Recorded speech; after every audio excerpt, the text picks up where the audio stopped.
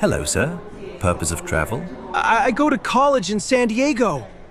I'm going to college. Present continuous for future plans.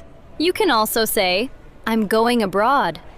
Okay, I'm going abroad to continue my studies. You don't really look like a student. But all right, everything is in order. Have a safe flight. I don't look like a student? Why?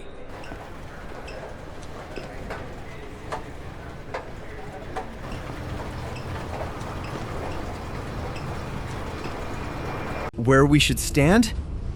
Leo, where should we stand? The verb comes before we. Okay, I got it. Right here is fine. You seem a bit on edge.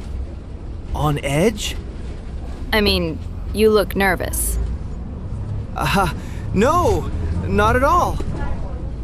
Okay, maybe a little. I hate flying since I was a kid. You mean, I've hated flying since I was a kid. Don't worry, you're way bigger than you were a kid. Haha, very funny.